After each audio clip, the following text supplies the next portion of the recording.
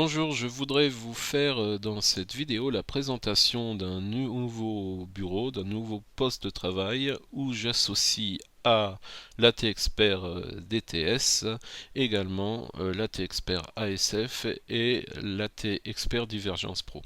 Alors pourquoi? Parce que je trouve que les signaux de synchronisation sont très intéressants, mais ils doivent être pris avec mesure et discernement, et on a besoin d'avoir d'autres outils pour être certain de leur efficacité. Je vous donne un exemple. Nous avons ici des signaux de synchronisation baissière et nous allons à contre-tendance, et c'est dangereux de les prendre parce que les cours continuent de partir à la hausse. Voilà. Donc, premier avantage d'avoir l'AT-Expert SF, c'est que vous voyez tout de suite que vous êtes en tendance haussière, et donc qu'il faut prendre les signaux de synchronisation haussière, et il faut être plus méfiant à l'égard des signaux de synchronisation baissière. Donc ça, c'était le premier point. Revenons au Market Analyzer. Nous avons une tendance haussière. D'abord la tendance qu'on voit dans la situation technique. On va commencer par le CAC 40 où nous avons une tendance haussière forte. Pourquoi? Parce que nous avons l'oscillateur qui est au-dessus de la ligne 0 et sa pente est également haussière. Alors je rappelle, qu'est-ce que ça veut dire que l'oscillateur est au-dessus de la ligne de 0, donc positif? Ça veut dire que la moyenne mobile courte à 5 périodes est au-dessus de la moyenne mobile longue à 34 périodes. Et lorsque nous avons la pente de l'ensemble oscillateur qui est haussière, ça veut dire que le marché est dominé par les acheteurs. Et lorsque cette pente est baissière, ça signifie que le marché est dominé par les vendeurs. Nous avons donc sur le CAC 40 une tendance extrêmement forte, car elle n'est même pas affaiblie par une correction des cours. Ce qui n'est pas le cas pour EDF, vous constatez que nous avons une tendance forte mais affaiblie momentanément étant donné que l'ASF a une pente baissière. Ce que je voulais vous montrer maintenant, c'est l'étude de ces deux colonnes, le CAC 40 et l'indicateur de puissance cycle de pré-signal de continuation. Alors, que signifie cet indicateur, cette colonne de pré-signal de continuation? Eh bien, tout simplement, on va regarder sur le graphe. Ça signifie que nous avons le cycle long qui est passé en zone de survente et notre cycle court qui est passé en zone de surachat. Que signifie ce cycle court baissier? En principe, ça signifie que nous avons dans la tendance haussière une correction court terme et que les cours ensuite vont repartir à la hausse après cette correction.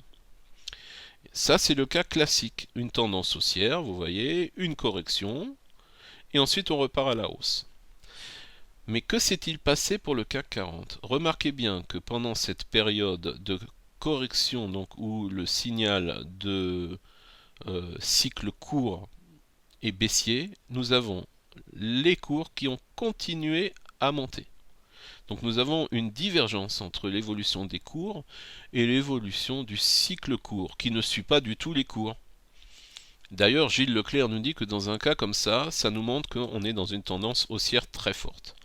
Et bien vous avez l'illustration de ce phénomène en joignant les deux colonnes situation technique de Awesome Oscillator avec l'indicateur puissance cycle pré-signal de continuation. Car normalement vous devriez avoir un ASF qui a une pente baissière, étant donné que nous sommes pendant une correction, étant donné que la colonne nous dit que nous sommes dans un cycle haussier avec probabilité de continuation. Qu'est-ce que ça veut dire? C'est sous-entendu que nous sommes dans un cycle haussier, mais que nous avons eu une correction et que le cycle court est maintenant en zone de survente et que nous allons maintenant rebondir et repartir à la hausse. Nous attendons un signal de synchronisation. Or, que s'est-il passé pour le CAC? Nous le voyons grâce à l'Awesome Oscillator, la situation de l'Awesome Oscillator. Eh bien, l'Awesome Oscillator est resté haussier. Il n'y a donc pas eu de correction des cours. Et vous le voyez clairement sur le CAC 40, ça s'affiche. Donc, voilà ce que nous apporte la situation technique, de nous montrer que nous sommes dans un cycle haussier, oui, probabilité de continuation et surtout tendance très forte. Donc ça, c'est le premier élément. Tendance très forte aussi parce que nous n'avons pas de divergence. et aussi parce que nous avons même un signal de Saucer au cas où les cours donc continuent à monter et à faire un plus haut à un achat stop à 4779,55. Maintenant nous prenons le cas d'EDF. Alors pour le cas d'EDF, vous voyez que nous avons quelque chose de classique. Nous avons une tendance haussière mais qui est affaiblie parce que nous avons une correction. D'ailleurs, c'est ce que nous dit la synthèse de la situation. La tendance est haussière, mais la valeur subit une phase de prise de bénéfices marquée par la domination des vendeurs, c'est-à-dire que les cours sont en train de corriger. Et là, on comprend bien pourquoi on a un indicateur puissance cycle de pré-signal de continuation, parce qu'on est en train de nous dire, faites attention, le cycle court terme est entré dans la zone de survente. Nous prenons EDF, vous voyez que les cours ont corrigé, d'accord ? Et nous sommes actuellement dans une zone de survente. Ah, je voulais vous préciser, j'ai fait une petite modification, mais uniquement d'apparence de l'indicateur AT-Expert DTS puissance cycle. J'ai préféré mettre le cycle court en forme de barre et le cycle long avec donc une courbe avec des traits, avec un trait épais, parce que ça me permet de mieux distinguer le cycle court du cycle long et de mieux voir les synchronisations. Voilà, c'est tout. Mais donc voilà, vous voyez là, nous avons une correction des cours. Cette correction est en train de s'achever puisque nous passons en zone de survente. Et vous remarquez que lorsque nous avons une correction, en général, elle reste relativement pas très longtemps en zone de survente, et c'est la raison pour laquelle on peut imaginer donc qu'après on va avoir une reprise.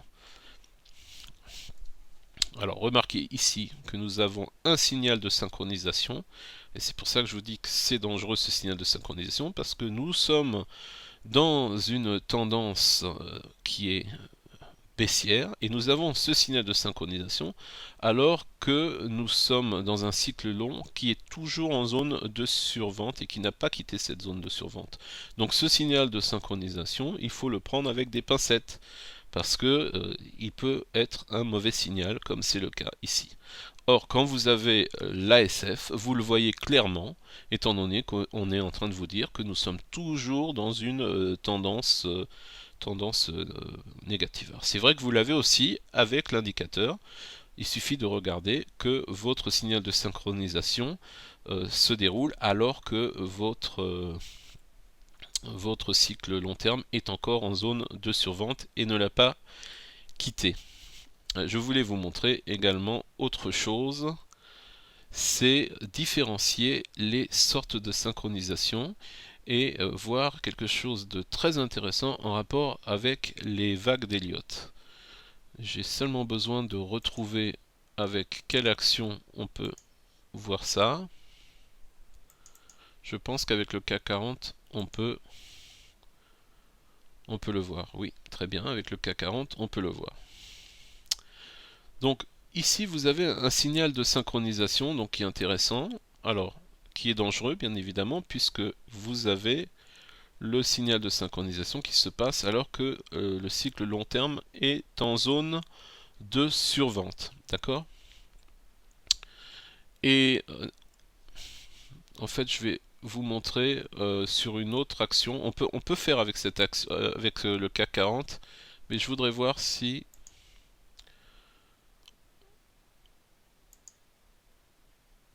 voilà, je préfère le faire avec Carrefour. J'avais d'ailleurs fait une étude avec Carrefour. Donc ce que je voulais vous dire, nous avons ici un signal de synchronisation alors que le cycle long est en zone de survente et le cycle court, lui, est en zone de surachat. Et là, vous remarquerez que c'est une vague 1. Quelle est la différence avec le signal de synchronisation? Puis ensuite, nous avons donc cette vague 1 qui corrige. Et vous remarquerez que la fin de synchronisation arrive assez tardivement. Et c'est d'ailleurs le signal aussi baissier, le signal cross, il arrive aussi très tardivement, même trop tardivement, trop tard. Parce que en fait moi je suis pas d'avis de le prendre à ce moment-là, dans ce genre de vague, Parce que voilà, la vague 1, on ne sait pas où elle va s'arrêter, mais on a quand même une base, c'est les résistances. Or, vous voyez bien que là, nous avons un ancien support et une résistance, là, qui se reproduit ici. Nous l'avons également ici. Nous avons 3 zones de support qui sont devenues des résistances. Il y avait fort à parier que ça serait difficile que la vague 1, elle continue à monter encore. Plus si on regarde les retracements, on serait bien intéressé de voir où arrivent ces retracements et on arrive sûrement à une zone de retracement de Fibonacci qui est, euh, qui est parlante. Donc je prends ici par exemple. Donc ici on dépasse un peu les 50%. Je vais prendre par rapport à la dernière vague, à celle-là. Je pense que ça sera plus parlant. Oui, voilà. Donc nous avions dépassé les 61,8. Et si on prend toute la... depuis le début,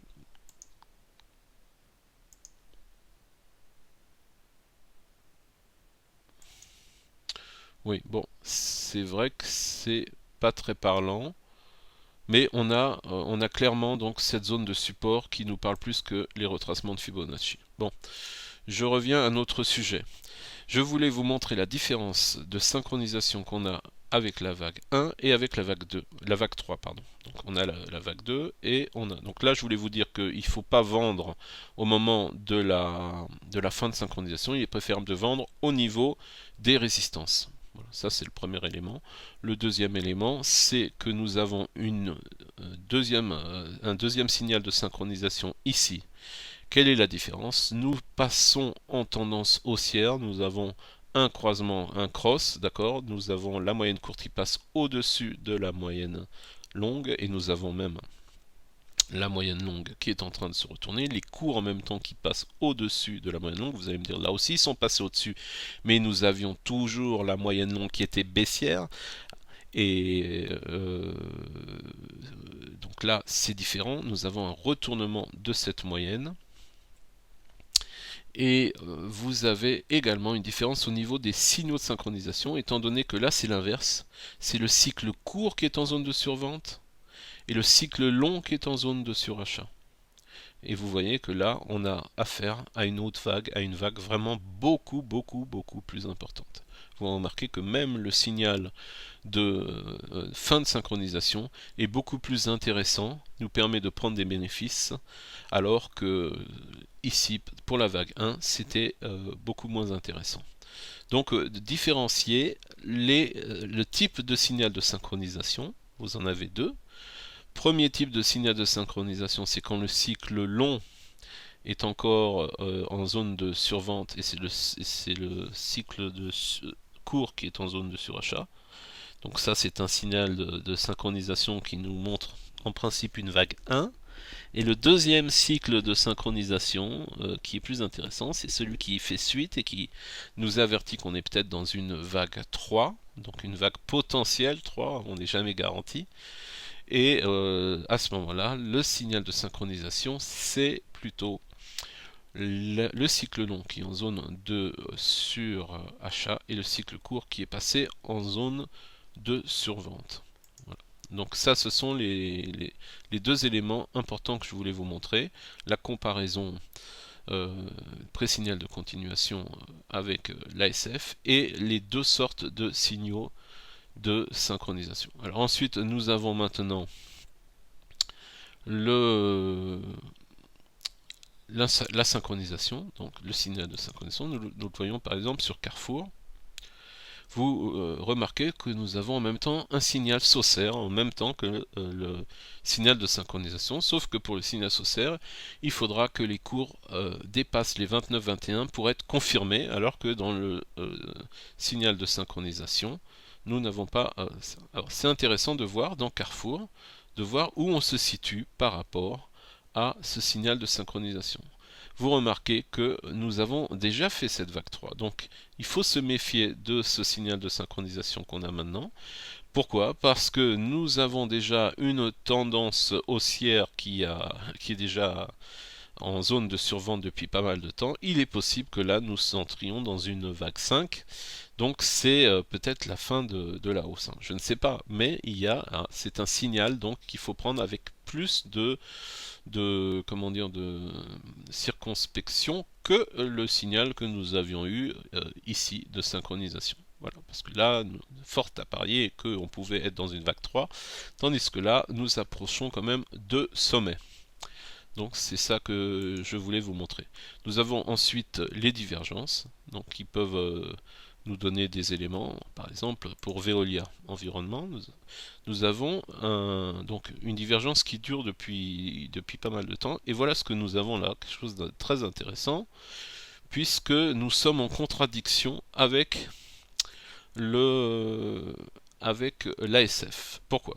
L'ASF nous dit que nous sommes dans une tendance haussière qui corrige. Okay.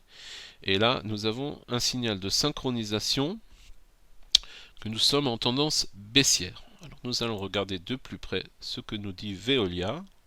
Alors voilà, donc vous voyez clairement que pour Veolia, nous sommes dans une tendance haussière. Donc, pour l'instant, ces signaux de synchronisation, il faut les prendre à la légère. Vous remarquez d'ailleurs que les cours montent. Nous avons une synchronisation baissière, mais les cours continuent à monter parce que la tendance est baissière. Par contre, nous avons quand même l'ASF qui est en train de chuter. Donc il faut surveiller l'action, mais nous avons une divergence, donc tout laisse à penser que nous allons peut-être avoir un retournement de tendance, mais encore une fois, il faut rester très prudent parce que, et à mon avis, il faut encore attendre dans la mesure où la tendance est quand même encore haussière. Voilà, c'est tout pour cette vidéo. J'espère que l'idée donc de d'associer l'AT Expert ASF et l'AT Expert Divergence avec l'AT Expert DTS vous paraît donc utile et intéressant. Merci.